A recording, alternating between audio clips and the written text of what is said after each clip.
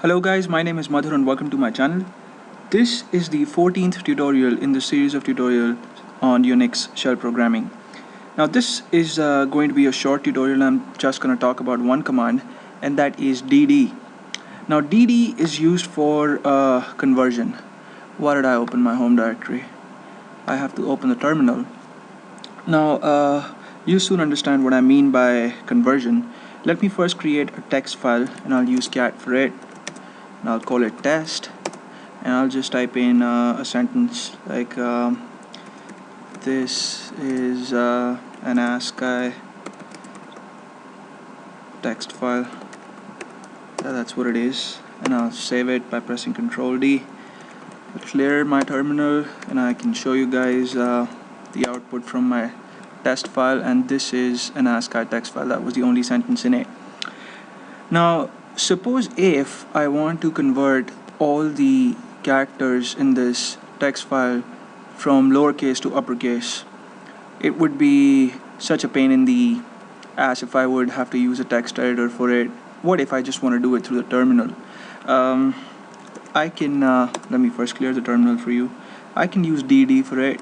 I'll type in dd and then I'll type in if, which stands for input file. I'll use the equal to symbol, and then I'll specify the name of my file, the one that I wish to convert, and in this case it is test, so I'll type in test, and then I'll have to type in an output file in which the records will be saved. So I'll use OF this time. Did I press O or did I press something else? Okay. And I have to specify a name, and I'll just put out here. You can basically put anything here, it's going to be a fresh file. It's not going to be same as test.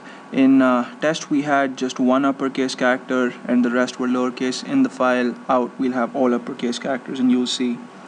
And then I'll use a parameter called conv, which stands for convert, and it'll have the value ucase, since that's what we want to do. We want to convert all lowercase letters into uppercase, so ucase is the value that we're going to assign con.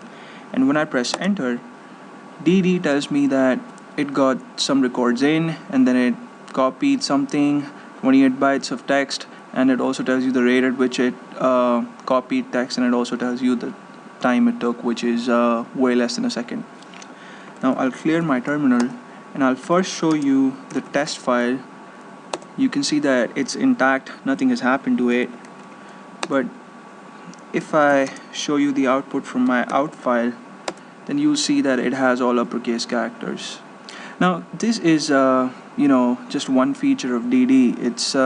It's used for a lot of things. With dd you can also format floppy drives and disk drives if you want, and if you have an ISO image of an operating system, then you can convert it into you can basically extract all the files from it, and you can copy those files on a pen drive, and then you can install the operating system through a pen drive. There are a lot of things that you can do with dd, but this is just one application, and this is probably the application that you'll be using the most. And the other thing that you can do with dd is, if suppose I wish to convert my ASCII text file to European text file, which is if I want to change the character encoding using dd, the way I would do it is I'll type in dd and then if, and I'll put test here, and then OF. I'll give some other name like test2 maybe, and then conv this time will hold the value EBCDIC because that is the European character encoding format. And if I press enter, then again dd tells me the amount of time it took and the rate at which it transferred. And if let me clear the terminal first, and if I show you guys using file the files in my directory, then you can see that out, the file that we created using dd is an ASCII text file, so is test, but test2 is not an ASCII text file. It's non-ISO extended ASCII text with the NEL line terminators, which means that it's in the European format. And if you would try to view it in the terminal, then you would just get non-printable characters, and you wouldn't be able to make anything from the terminal. You guys can try it.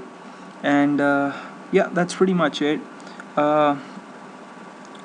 DD is again, as I said, it's a command that can be used for a lot of things, but we just discussed a couple of applications.